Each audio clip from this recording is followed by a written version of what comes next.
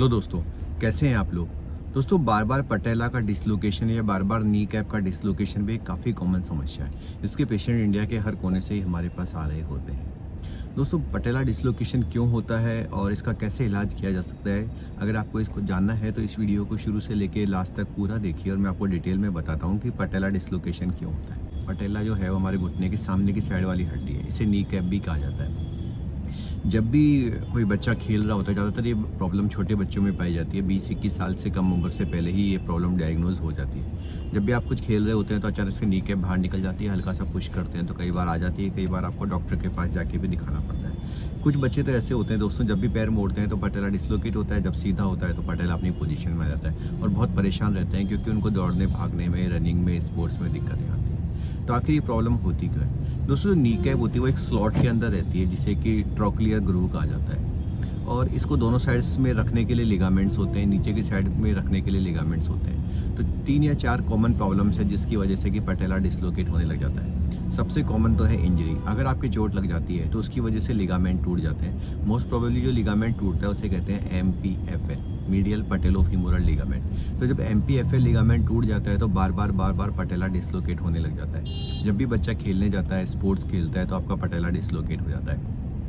तो ये एक प्रमुख कारण है कि चोट की वजह से ये दिक्कत आ सकती है। दूसरा, जैसे कि मैंने बताया कि इसके अंदर जो लिगामेंट्स हैं उनमें से एक लिगामेंट होता है पटेला टेंडन। पटेला टेंडन कई बार कई लोगों का ज़्यादा लंबा होता है जिसे पटेला आल्टा कहा जाता है। ऐसे में पटेला के डिसलोकेशन के चांसेस बहुत बढ़ जाते हैं। तीसरी प्रॉब्लम होती है शैलो ट्रोक्लियर ग्रूव की। जो जिस स्लॉट के अंदर पटेला बैठता है, अगर वो ग्रूव भी बहुत छोटा बना है तो उसकी वजह से भी पटेला डिसलोकेशन हो सकता है। तो एक दूसरी प्रॉब्लम होती है एबनॉर्मल बोन एनाटॉमी की, जिसे कि कहते हैं टिबियल ट्यूबरोसिटी की जो पोजीशन है वो ऐसी होती है कि बार बार पटेला डिसलोकेशन होने लग जाता है। इसके अलावा अगर पूरे पैर की ही जेनु वल्गम हो या पैर की जो एनाटॉमी है वो गलत हो तो उसकी वजह से भी पटेला डिसलोकेशन होने लग जाता है। तो ये कॉमन कारण है जिसकी वजह से कि पटेला डिसलोकेट होता है। अब सबसे पहले तो आपको क्या करना है कि जब आपका पटेला बार बार डिसलोकेट हो रहा है तो एक 3 टेस्ला मशीन से MRI करानी है और अपने MRI वाले को बताना है कि भाई हम जो MRI कराने आए हैं ये पटेला डिसलोकेशन के लिए MRI है। क्योंकि अगर आप उन्हें बताएंगे नहीं तो वो पूरी डिटेल में पाँचों पॉइंट्स नहीं बताएंगे कि पेशेंट के TT TG डिफरेंस क्या है, MPFL टीयर है या नहीं, ट्रोक्लियर डिस्प्लाजिया की ग्रेडिंग कौन सी है और पटेला आल्टा है या पटेला बाहा है। ये सब पॉइंट्स जब तक डिटेल में डिस्क्राइब नहीं है दोस्तों, तब तक अगर आप पटेला के रिकरेंट डिसलोकेशन का ट्रीटमेंट ढंग से नहीं करा पाएंगे।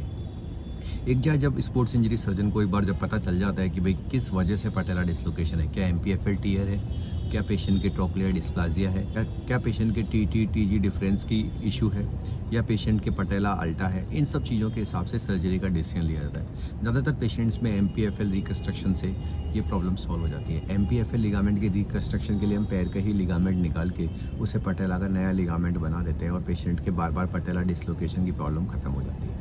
अगर आपके पहली बार पटेला डिसलोकेशन हुआ है तो घबराने की बात नहीं है, ज़्यादातर ये रेस्ट और आइस से सही हो जाता है। लेकिन अगर बार बार पटेला डिसलोकेशन होता है तो आपको 3 टेस्ला मशीन से MRI करानी है और उसके बाद आपका जो MPFL टीयर है तो उसकी सर्जरी होनी चाहिए। अगर पटेला अल्टा है तो उसके लिए ट्रीटमेंट होना चाहिए। अगर टिबियल ट्यूबरोसिटी के ट्रांसफ़र की आवश्यकता है तो वो करना चाहिए और अगर फीमोरल डिस्प्लाजिया है तो उसका भी एड्रेस करना चाहिए। ज़्यादातर पेशेंट्स को फीमोरल डिस्प्लाजिया के लिए कुछ करने की ज़रूरत नहीं पड़ती है और MPFL रिकंस्ट्रक्शन और TT TG डिफरेंस को सही करने से ही उनकी प्रॉब्लम सॉल्व हो जाती है। अगर आप लोगों को भी पटेला डिसलोकेशन की प्रॉब्लम है और आपको समझ में नहीं आ रहा है कि कौन सा इलाज सही रहेगा तो आप नीचे लिखे गए नंबरों पर संपर्क कर लीजिएगा और मैं आपकी मदद करूँगा। धन्यवाद दोस्तों।